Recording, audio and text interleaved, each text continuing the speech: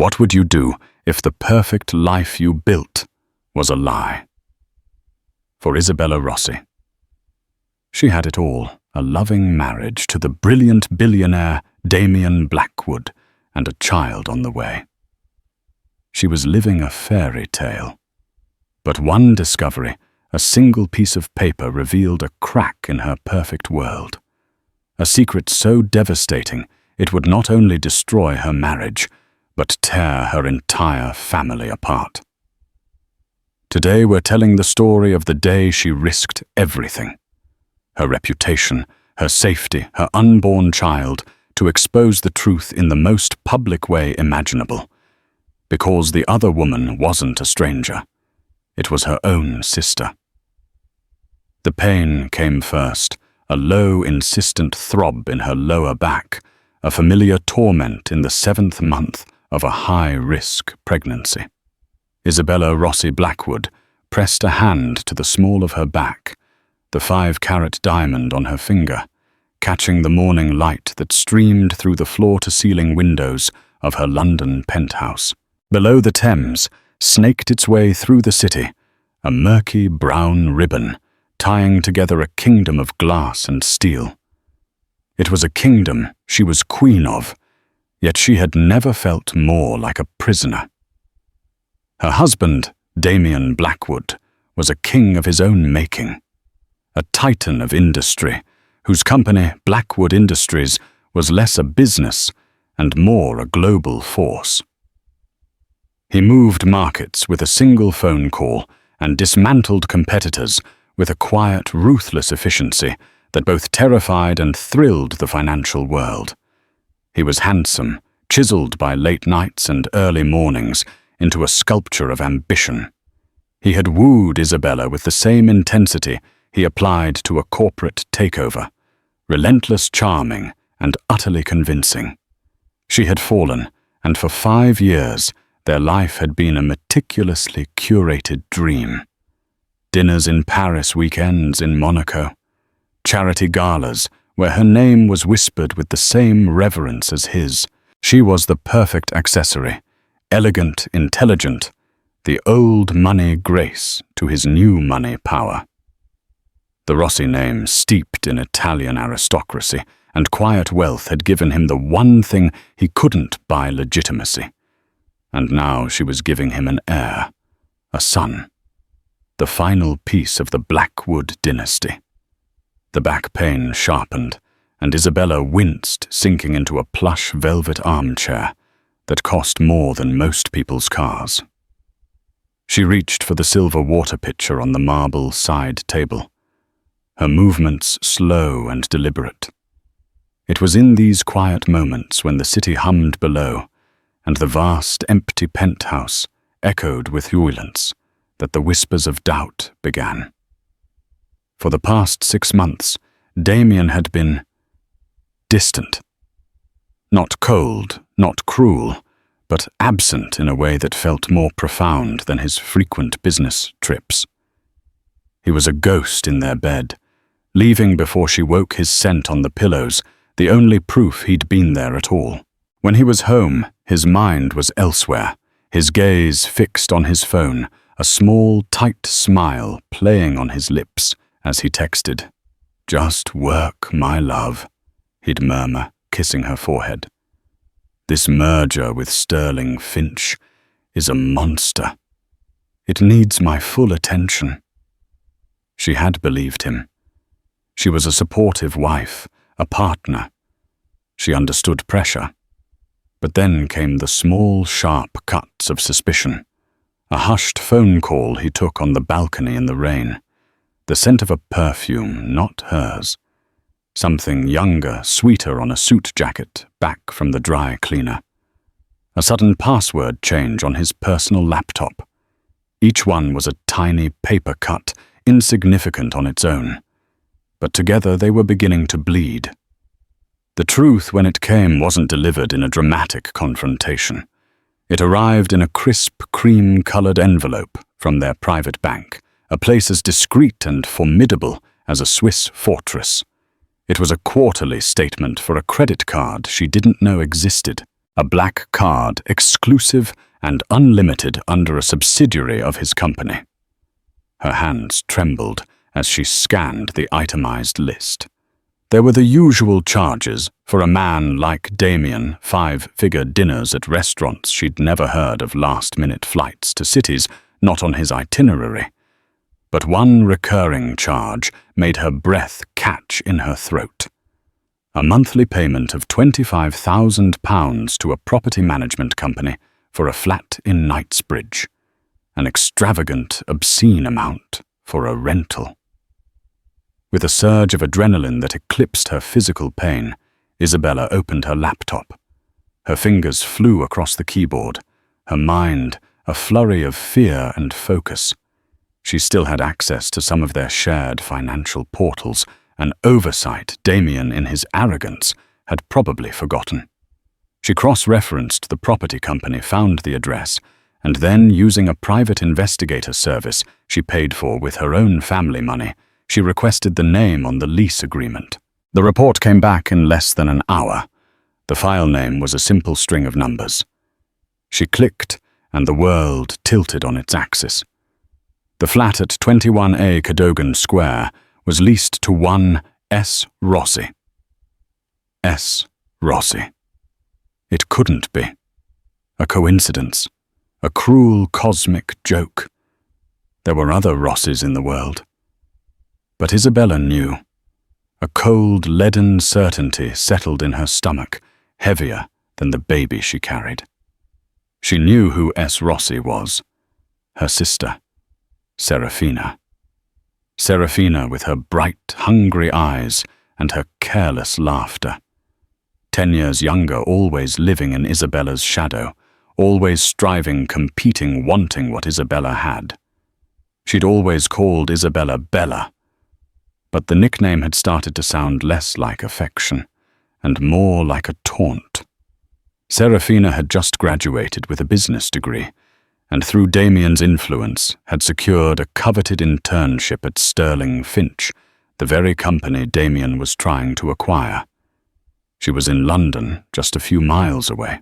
The pieces clicked into place with the sickening finality of a coffin lid shutting. The late nights, the secret calls, the sweet perfume. Serafina's recent windfall flaunted on Instagram with new designer bags and shoes she couldn't possibly afford on an intern's salary. Isabella felt a wave of nausea so profound she thought she might pass out. It wasn't just a betrayal. It was a desecration. Damian hadn't just cheated on his pregnant wife. He had chosen the one person in the world who would inflict the maximum possible pain. Her own blood. Her little sister. The pain in her back flared again, a searing, white-hot agony that shot down her legs. Her doctor's words echoed in her ears. Any undue stress, Isabella. We need to keep you calm. The baby's position is precarious. Calm. How could she be calm? Her entire life was a lie. Her marriage a sham. Her family a viper's nest. The man she loved and the sister she had raised like a daughter were laughing at her behind her back, living a parallel life funded by her husband's treachery. Something inside her snapped. The quiet, graceful Isabella Rossi Blackwood, the queen of the gilded cage, ceased to exist. In her place was a woman forged in the fires of absolute betrayal. A woman with nothing left to lose. She knew Damian's schedule. He had sent it to her that morning, a token gesture of a normal husband. Today was the final negotiation, the culmination of his 6-month obsession. He was at the Shard on the 72nd floor in the Blackwood Industries boardroom they called Olympus, closing the Sterling Finch merger, a £50 billion deal, the pinnacle of his career. And she knew with a chilling certainty that Serafina would be there. As an intern for the opposing side, she'd be in the room taking notes, a silent, triumphant witness to her lover's victory. Isabella stood up, the pain, a distant echo to the roaring in her ears. She walked to her wardrobe, past the rows of Birkin bags and Louboutin heels. She didn't choose a power suit or a statement dress. She pulled on a simple cream-colored cashmere maternity dress, the one Damian had said made her look like an angel. She slipped on a pair of flat, sensible shoes. She didn't bother with makeup. The pallor of her skin and the dark circles under her eyes would be part of her message. Her driver, a stoic man named Arthur, who had been with her for years, was waiting downstairs. "The Shard, Arthur," she said, her voice devoid of emotion. "And please hurry." Arthur's eyes met hers in the rear-view mirror, a flicker of concern in their depths. He had seen her through every mood, but he had never seen this terrifying calm. He simply nodded and pulled the Bentley into the London traffic. The ride was a blur. Isabella's hand rested on her swollen belly, not just to soothe the child within, but to anchor herself to reality. This was real. This was happening. The baby kicked a small, fluttering movement, and for the first time, tears welled in Isabella's eyes. Not of sadness, but of rage. This wasn't just about her anymore. This was about her son. He would not be born into a world built on lies. He would not have a father who was a cheat and an aunt who was a whore. When they arrived, the lobby of the Shard was a cathedral of corporate power. Men and women in sharp suits moved with quiet purpose. The air hummed with money and ambition. The receptionist at the Blackwood Industries desk, a young woman with a headset and a permanently polite smile, looked up. "Mrs. Blackwood." "How lovely to see you. I'm afraid Mr. Blackwood is in a very important meeting and left strict." "I know." Isabella cut her off, her voice like ice. "I'm expected." She didn't wait for a response. She walked directly to the executive elevators, the ones that required a special key card. She still had hers. Another oversight. She swiped, and the doors slid open with a silent hiss. As the elevator ascended the city of London unfolding beneath her, a strange sense of peace settled over her. The fear was gone, replaced by a cold, hard clarity. She was no longer a victim. She was a consequence. The elevator opened onto the 72nd floor. The air was different up here, thinner, charged with power. Damian's executive assistant, a notoriously unflappable woman named Claire, stood guard outside a set of imposing frosted glass doors. Her eyes widened in panic when she saw Isabella. "Isabella, my God, is everything all right?" "You shouldn't be here. He's in the final stages."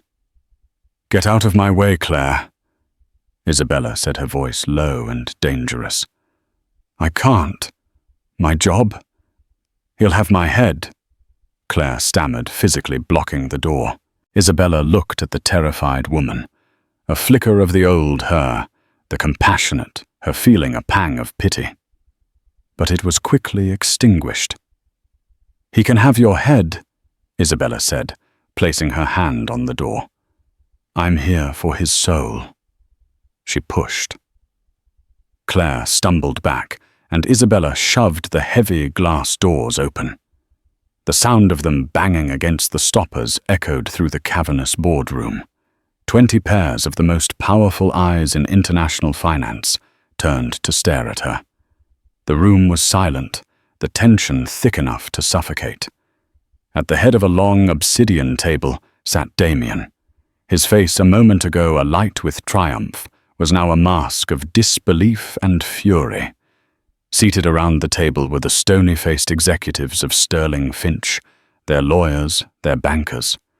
And there, sitting slightly behind the CEO of Sterling Finch, clutching a pen and a notepad, was Serafina. Her face went white as a sheet. Her mouth fell open. Her beautiful, treacherous eyes met Isabella's across the room, and in them Isabella saw everything. Guilt, fear, and the pathetic, fleeting thrill of a victory that had just turned to ash. Damian was the first to recover. He stood up his chair, scraping loudly against the marble floor. His voice was a low growl meant only for her, but in the dead silence of the room, everyone heard it. "Isabella, what in God's name do you think you're doing? This is a £50 billion deal. Get out!" Isabella walked slowly, deliberately into the center of the room. Her hand never left her stomach. She ignored the shocked faces, the whispered condemnations. She had an audience of the most influential people in her husband's world. It was perfect. She looked directly at her husband, a man she no longer recognized. £50 billion, she said, her voice clear and steady, resonating with a strength she didn't know she possessed. "That's a lot of money, Damian. Is that what it costs to buy a new life? This is not the time or the place," he hissed, his eyes darting towards his business partners, a desperate plea for them to ignore the unfolding drama. "Oh, I think it is the perfect time." Isabella countered, her gaze sweeping the room before landing back on him. "This is a meeting about the future, isn't it? About mergers and partnerships, about trust and loyalty, vows of a sort." She took another step closer. "Well, I'm here to talk about the vows you made to me, in a church, before God." The Sterling Finch executives were now looking at each other, their expressions shifting from shock to alarm. This was no mere domestic dispute. This was a public implosion. "Isabella, you're hysterical," Damian said, trying to seize control. "Your condition, my condition," she laughed, a bitter, broken sound. "My condition is that I am pregnant with your son, and my condition is that I have just discovered my husband, the great Damian Blackwood, has been sleeping with another woman." A collective gasp went through the room. Damian's face turned a shade of purple. He looked like he was about to explode. "But it gets better," Isabella continued, her voice rising. She turned slowly and pointed a trembling finger directly at her sister. Serafina shrank back in her chair as if she had been physically struck. "You see, gentleman, Damian is a man of convenience. Why go looking for a mistress when you can just take one from your own family?" she announced to the stunned audience. "Allow me to introduce the other woman, the intern you all so graciously welcomed into your company, my younger sister, Serafina Rossi." Silence. Absolute, profound, world-ending silence. Every eye in the room swiveled from Isabella to Damian, and finally to the mortified, weeping girl at the end of the table. Isabella held her sister's gaze, the last vestiges of love and sisterhood dying in that moment. She had done it. She had detonated the bomb in the center of her husband's universe. As the shockwave rippled through the room, a sharp, piercing pain, far worse than anything before, shot through Isabella's abdomen. Her hand flew to her stomach. Her knees buckled, and a dark stain began to spread across the front of her cream-colored dress. The last thing she saw before the world faded to black was Damian's face, his mask of fury finally replaced by a look of genuine horror. For a frozen moment, the only sound in the boardroom on the 72nd floor was the ghost of Isabella's last pain-filled cry. The scene was a tableau of horror. The fallen woman, the spreading stain of blood on her dress, the billionaire frozen between his throne and his wife, and the circle of powerful men whose expressions had morphed from shock to cold, calculating assessment. Then chaos erupted. It was Damian who moved first. The mask of fury and shock was shattered, replaced by raw, primal fear. "Isabella!" he roared, lunging across the room, skidding to his knees beside her.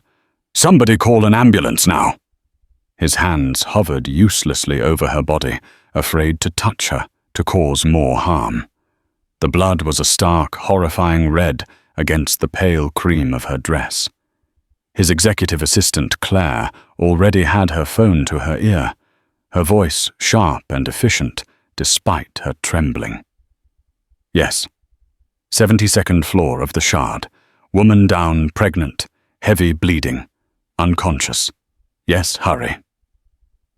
The Sterling Finch executives, led by their silver-haired CEO Alistair Finch, began to gather their things with a chilling lack of emotion. Their lawyers were already whispering furiously to one another. This wasn't a personal tragedy to them. It was a material breach, an event of catastrophic instability. The £50 billion deal was already dead. They were just waiting for the coroner's report.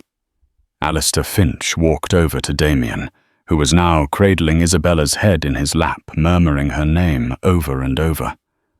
"Blackwood," Alistair said, his voice like gravel. "This meeting is over.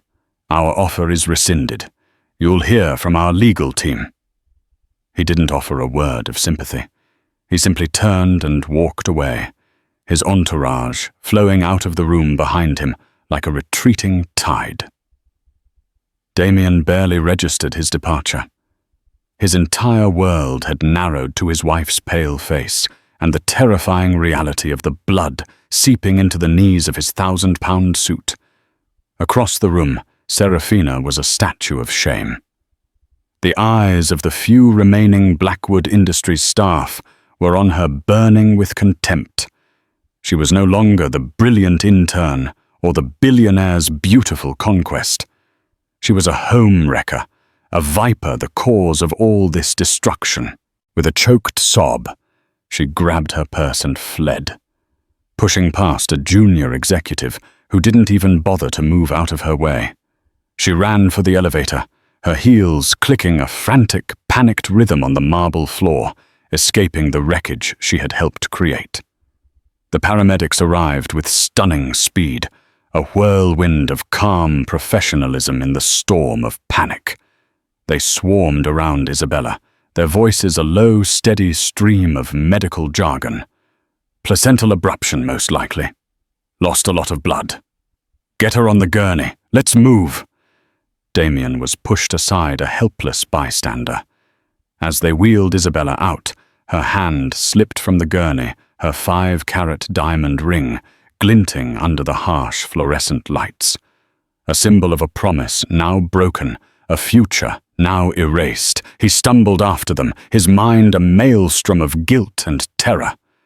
He had done this. His lies, his arrogance, his betrayal had physically struck her down. The pristine white walls of the private Lindo wing at St. Mary's Hospital felt like a prison. For hours, Damian paced the corridor outside the operating theatre, his clothes still stained with his wife's blood.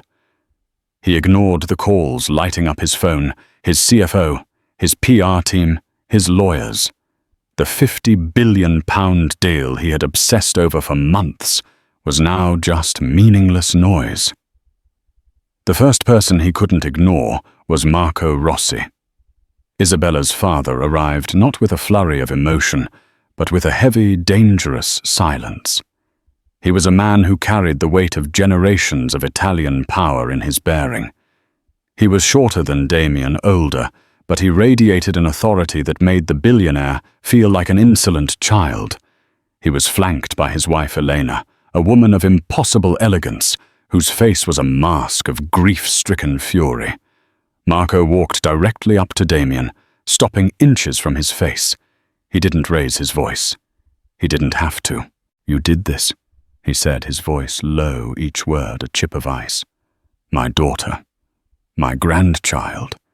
If they do not survive, there is no corner of this earth where you will be able to hide from me." "Marco, Damian started, but the words died in his throat. What could he say? "I'm sorry." The words were a pathetic insult to the magnitude of his crime. Elena slapped him. The sound cracked through the sterile quiet of the hallway. It wasn't a hysterical act, but a deliberate, precise strike delivered with all the force of a mother's righteous anger. "You will not speak to my husband," she spat, her eyes blazing. "You will not speak to anyone. You will stand there and you will pray to a God you do not believe in that you have not killed my family." Damian took the hit, the sting on his cheek, a faint echo of the agony in his soul. He retreated, leaning against the opposite wall, a pariah in the unfolding tragedy of his own making. Hours later, a surgeon, her face grim and tired, emerged from the operating theatre. "Mr. Blackwood, Mr. and Mrs. Rossi." All three rushed forward. "My daughter," Marco demanded. "Isabella is stable for now," the surgeon said carefully. "She lost a significant amount of blood. The placental abruption was severe, triggered by acute emotional and physical distress. We had to perform an emergency cesarean section." Damian felt a dizzying wave of relief, so potent it almost buckled his knees. "And the baby, my son." The surgeon's expression tightened. "Your son was born at just 28 weeks. He is alive, but he is in critical condition. His lungs are severely underdeveloped. He's in the neonatal intensive care unit. We are doing everything we can, but I must be frank with you. The next 48 hours are crucial. You should prepare yourselves." The words hung in the air, a death sentence wrapped in medical terminology. Prepare yourselves. Elena Rossi let out a strangled sob, collapsing into her husband's arms. Damian felt the last of his strength drain away. His son. A tiny, fragile life, fighting for breath because of him. The news of the boardroom implosion and Isabella's collapse spread through the financial world like a virus. By morning, it was on the cover of every newspaper and the lead story on every news channel. Blackwood meltdown, billion-pound deal dies in sex scandal. The sister, the wife, and the tycoon.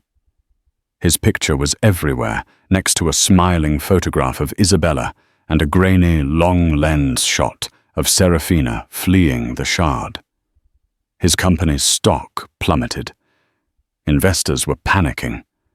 The board was calling for an emergency meeting to discuss his future as CEO. The empire he had built with such ruthless precision was crumbling, its foundations rotted by his own moral decay. In her Knightsbridge flat, a gilded cage she now understood was paid for by her sister's tears. Serafina watched the news, her body numb with shock. A formal email had already arrived from Sterling Finch, terminating her internship for gross misconduct and behavior, bringing the company into disrepute. She tried calling Damian, but his phone went straight to voicemail. She texted a desperate stream of apologies and questions. No reply. He had used her, and now that she was no longer a thrilling secret, but a public liability, he had discarded her.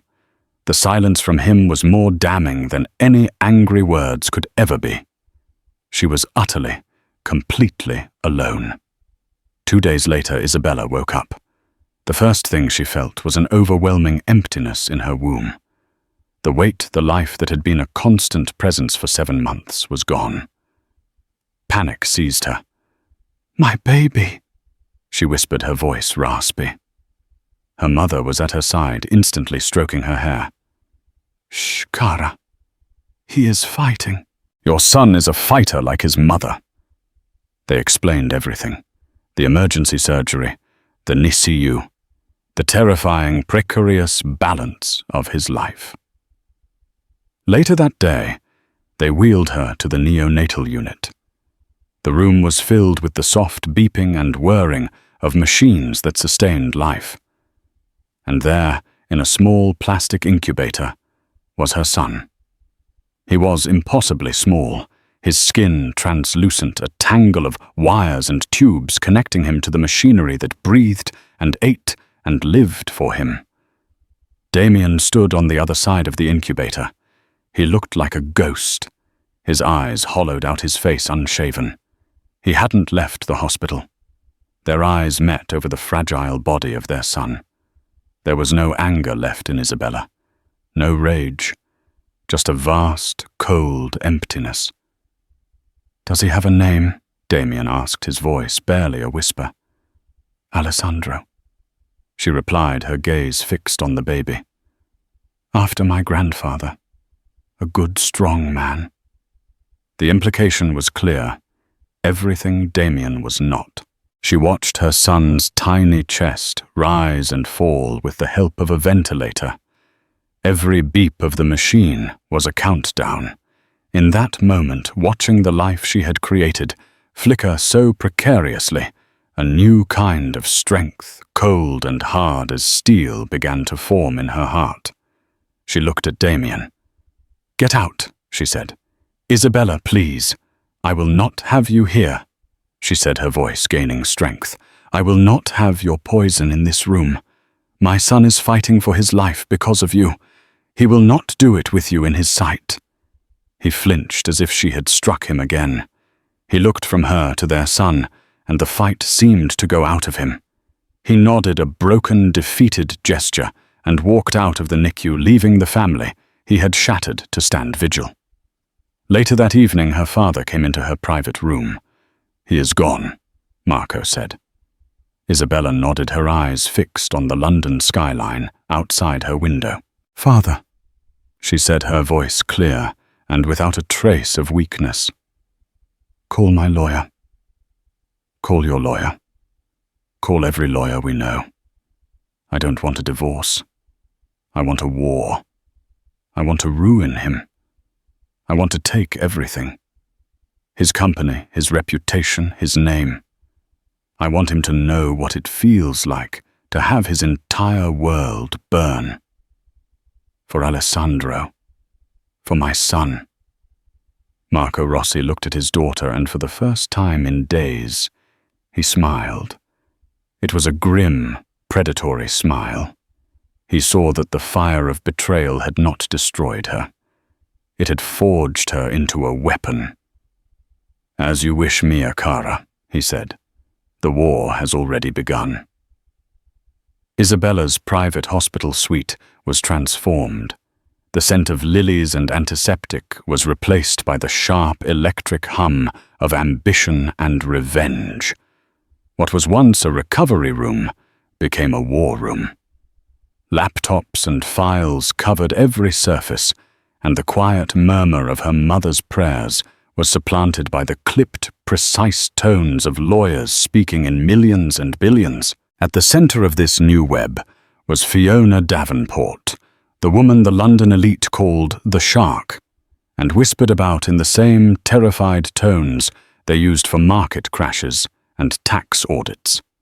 Fiona was a legend in the world of high-stakes divorce. She didn't just win cases, she dismantled empires. With sleek silver hair cut in a severe bob, and eyes that saw everything as a line item on a balance sheet, she exuded a competence that was both terrifying and deeply comforting.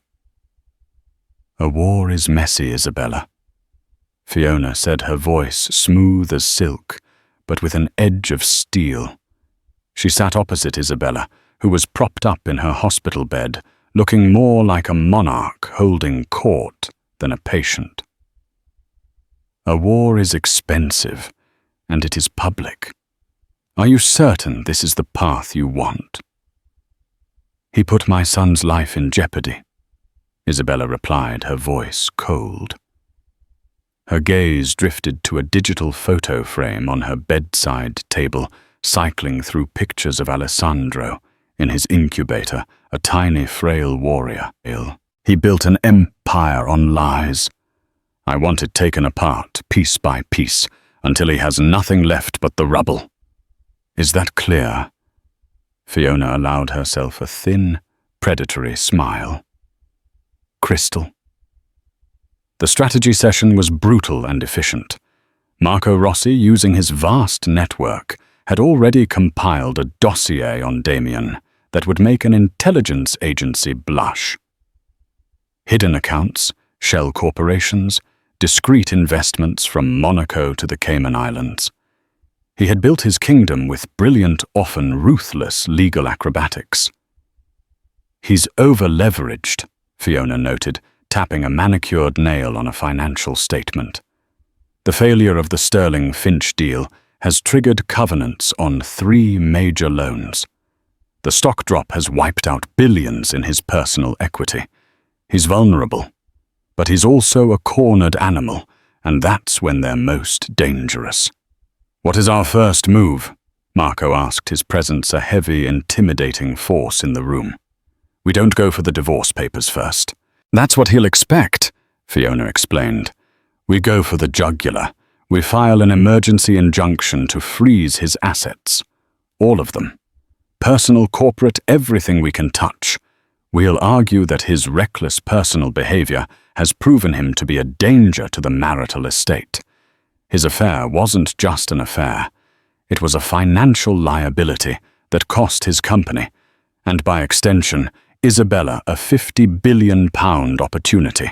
We argue that he cannot be trusted to manage his own finances, let alone hers and their sons." It was an audacious, savage move. It would effectively cripple Damian, locking him out of his own kingdom.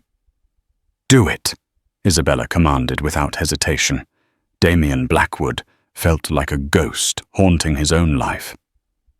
The board of Blackwood Industries, in a tense video conference he took from a sterile hotel room, had politely but firmly insisted he take an indefinite leave of absence. His keycard to the Shard was deactivated. His corporate accounts were suspended. He who had once commanded legions couldn't even order office supplies. He spent his days in a torment of helplessness. He would go to the hospital only to be met at the entrance to the Lindo wing by a security guard hired by the Rossi family, who would politely inform him that he was not welcome. He could only get updates on his son's condition through a nurse who would give him curt clinical reports. He had a good night. His oxygen saturation is stable. The doctors are cautiously optimistic. Cautiously optimistic. The words were a lifeline and a torture. He yearned to see his son to stand by his incubator, to somehow will strength into his tiny body. But he was barred an echo from his own child's fight for life. The guilt was a physical presence, a weight on his chest that made it hard to breathe. He would sit in the hospital cafeteria for hours, drinking bitter coffee just to be in the same building as his son. His nights were a blur of whiskey and sleeplessness. The news reports a constant jeering chorus of his downfall. He saw pictures of his wife, pale but resolute, leaving the hospital, her father a protective shield at her side. He saw financial pundits dissecting his company's collapse. He saw his legacy turning to dust. It was during one of these bleak, anonymous afternoons in the cafeteria that his phone buzzed. It was his lawyer. "Damian, you need to sit down." "I'm sitting." "You've just been served. It's an injunction from Isabella's counsel. They've frozen everything. Your bank accounts, your trading portfolios, your access to company credit. As of right now, you can't even buy a cup of coffee." Damian looked at the half-empty paper cup on his table. The world tilted. He had been worth billions of pounds yesterday. Today he was functionally bankrupt. It was a masterstroke of legal violence, so swift and total it took his breath away. It had Fiona Davenport's fingerprints all over it. This wasn't a divorce. This was an execution. In the Knightsbridge flat, the silence was deafening for Serafina. The money from Damian had stopped. The rent was due. The eviction notices had started. Her so-called friends had vanished, their calls going unanswered. She was a social leper, the Scarlet Woman in London's biggest scandal. Shame was a corrosive acid, But fear was a more powerful motivator. She had been a fool, a pawn in a game she hadn't understood. She had been dazzled by Damian's power, by the thrill of being chosen, of finally eclipsing her perfect older sister. Now she saw the truth. He had never seen her. He had only seen a convenience, a conquest, a secret thrill. She followed the news obsessively. She saw Isabella's strength, her father's power, and Damian's public ruin. And a new feeling began to crystallize amidst the shame and fear, a sliver of Rossi loyalty she thought she had long since buried. She had helped this monster. She had betrayed her own blood for him. And she knew something. During her final weeks at Sterling Finch privy to the due diligence documents for the merger, she had stumbled upon something odd. A series of planned asset transfers, scheduled for the day after the merger was to be completed. It looked to her admittedly inexperienced eye like Damian was planning to use the newly acquired Sterling Finch assets as collateral to finance a series of high-risk personal ventures, effectively looting the company before the ink was even dry. At the time, she'd been too infatuated to question it. It was just Damian being brilliant, moving money in ways she couldn't comprehend. Now she saw it for what it was. Fraud. It was a weapon, a devastating one. Maybe, just maybe, it was a path to some kind of redemption, or at least a way out of the hell she was in. She couldn't call Isabella. The number was blocked. She couldn't call her father. She knew he would hang up on her if he didn't curse her first. There was only one person left, the one person whose love for Isabella might just override her hatred for Serafina, her mother. With trembling hands, Serafina composed a text message to Elena Rossi. "Mama, I know you hate me, and you have every right. I have done a monstrous thing, but I know something about Damian, something that can help Isabella destroy him for good. It's proof, criminal proof. Please, Mama, let me help. For Bella." She sent the message into the void, her heart hammering against her ribs. It was a Hail Mary, a desperate plea from the abyss. In Isabella's new home, a fortress-like townhouse in Belgravia owned by her family, Elena Rossi's phone chimed. She saw the name Serafina, and her first instinct was to delete it, to block the number, to erase her younger daughter from existence. The betrayal was too raw, too deep. But the words on the screen stopped her. Criminal proof. Elena's mind raced. Isabella's war was righteous, but it was still a civil matter. It would be a long, ugly public battle. But if there was evidence of criminality, that changed the entire game. That wasn't just divorce. It was prison. It wasn't just ruin. It was annihilation. She looked at Isabella, who was on a conference call with her legal team, her voice firm, her gaze unwavering. She was so strong, but Elena knew the toll this was taking. And then she thought of Alessandro, her tiny grandson, still fighting in his plastic box. Hatred for Serafina was a flaw in her heart. But love for Isabella was the sun. Torn.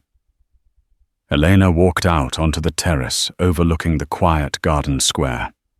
She forwarded the text message to one person, her husband. She added a single line of her own. "Marco, what do we do?" The reply from her husband came back in less than a minute. It was not what she expected. Listen to her. The meeting took place in a location stripped of all warmth and sentiment, a glass-walled conference room in Fiona Davenport's law firm, a space that felt less like a room and more like an operating theatre. The air was cold, the silence clinical. It was neutral ground, chosen to prevent the volatile emotions of the Rossi family home from contaminating the proceedings. Isabella sat at the head of the long, polished table, a queen in exile. The fire of her initial rage had cooled into something far more dangerous, a core of pure, unyielding ice. Beside her sat her father Marco, his presence a silent, looming promise of retribution. Fiona Davenport stood by the window observing her sharp eyes, missing nothing. Elena had refused to come. The thought of being in the same room as her younger daughter was still too painful. Serafina was led in by a junior associate. She looked like a ghost of her former self. The designer clothes were gone, replaced by a simple, ill-fitting black dress. Her face was pale and puffy from crying, her usual vibrant energy extinguished. She clutched a worn leather handbag to her chest, as if it were a shield. She didn't dare look at Isabella, her eyes fixed on a point on the floor. "You have something for us?" Fiona said, breaking the silence. Her tone was not unkind, but it held no room for pleasantries. With trembling hands, Serafina opened her handbag and pulled out a small silver thumb drive. She slid it across the polished table. It stopped inches from Isabella's hand. "Everything is on there," Serafina whispered, her voice cracking.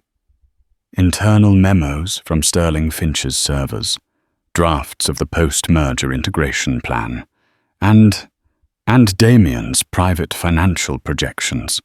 I copied them from a folder he left open on his laptop one night at the flat." Fiona picked up the drive and inserted it into her laptop. As she clicked through the files, her expression remained impassive, but a glint of triumph appeared in her eyes. Marco leaned in to look, his own face hardening with each document that appeared on the screen. It was all there, laid out in black and white. A meticulous, predatory plan. Damian intended to use Sterling Finch's sterling reputation and considerable cash reserves as a launch pad. He would leverage their assets to the hilt, funneling the money into a series of incredibly high-risk, speculative ventures under shell corporations that traced back only to him. If they paid off, he would become astronomically wealthy. If they failed, the newly acquired Sterling Finch and all its employees and legacy shareholders would be left with the debt, and Blackwood Industries would be insulated from the fallout. "It's not just asset stripping," Marco murmured, his voice tight with fury. "It's a bust-out, a gangster's move. He was going to gut the company like a fish." Fiona nodded slowly. "This is more than we could have hoped for. It's premeditated, systematic fraud. This isn't a divorce case anymore.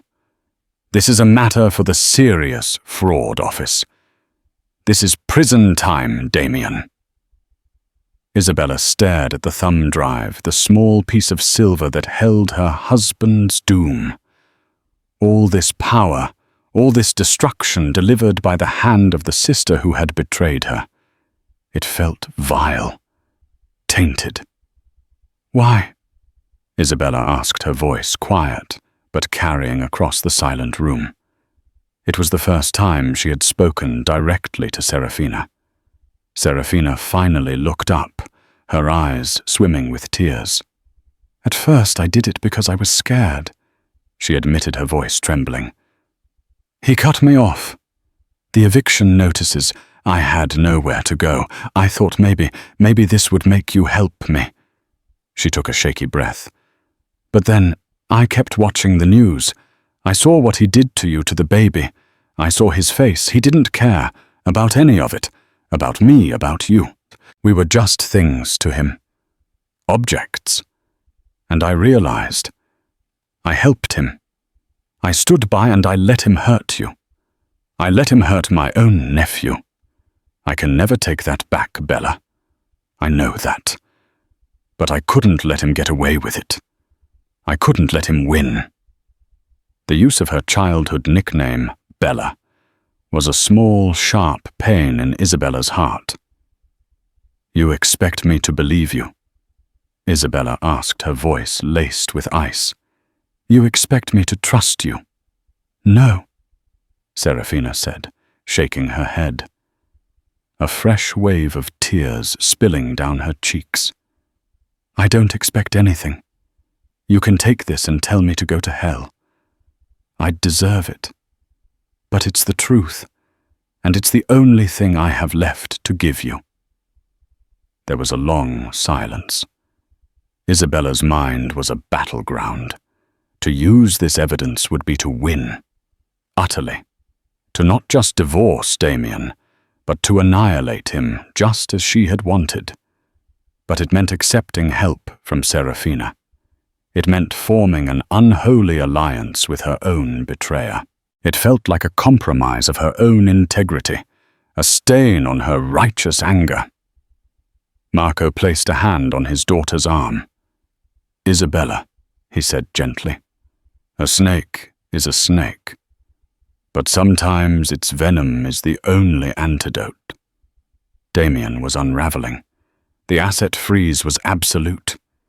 He had been forced to move into a soulless corporate hotel, the bill being covered by the one company credit card his lawyers had managed to unfreeze for essential living expenses. He had tried to fight the injunction, but with the public evidence of his affair directly leading to the collapse of a multi-billion-pound deal, the judge had upheld it without a second thought. Desperation was a new and terrifying feeling for him. He had always been in control, always 3 steps ahead. Now he was trapped powerless, watching his life's work be dissected by analysts on television. He started sending messages not to Isabella's lawyers, but to her mother, to old family friends, to anyone he thought might get a message to her.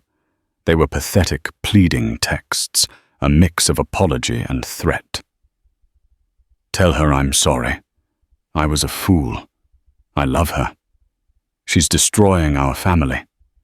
Does she want our son to visit his father in a homeless shelter? Remember that weekend in Tuscany?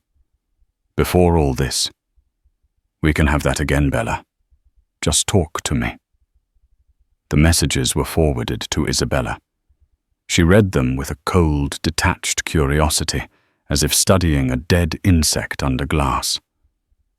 The man who wrote these words was a stranger to her now. That evening, Isabella went to the hospital. Alessandro had had a good day. He had gained a few ounces.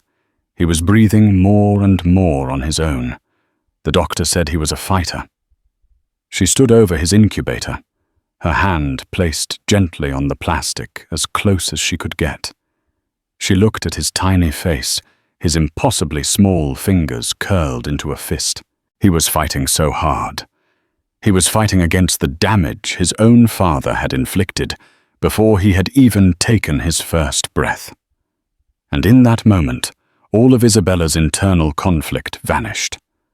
Her war wasn't about her pride. It wasn't about her broken heart or her sister's betrayal. It was about this child. It was about ensuring that the man who had so recklessly endangered him would never have the power to harm anyone ever again. Justice, no matter the source, was the only thing that mattered. She pulled out her phone and sent a short text to Fiona Davenport. "Use it. Burn him to the ground." The day Fiona Davenport anonymously delivered the thumb drive to the Serious Fraud Office was the day the war ended and the slaughter began. It happened quietly at first, a few discreet inquiries, then a dawn raid. News crews tipped off by an anonymous source, likely from Marco Rossi's extensive network, captured the footage. Damian Blackwood, haggard and unshaven in his sad hotel bathrobe, was led out in handcuffs.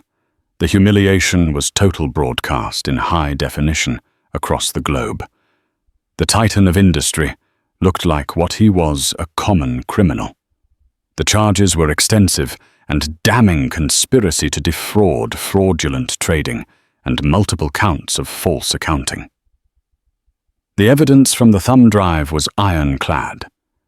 Serafina, granted immunity in exchange for her testimony, became the prosecution's star witness. Her appearance in court was a painful ordeal. She detailed Damian's manipulations and her own willing complicity with a quiet, devastating honesty, never once looking at Isabella, who watched from the public gallery, her face an unreadable mask. Damian's trial was swift. Stripped of his wealth and power, he was a hollow man, his arrogance replaced by a pathetic bewilderment. He was sentenced to 12 years in prison.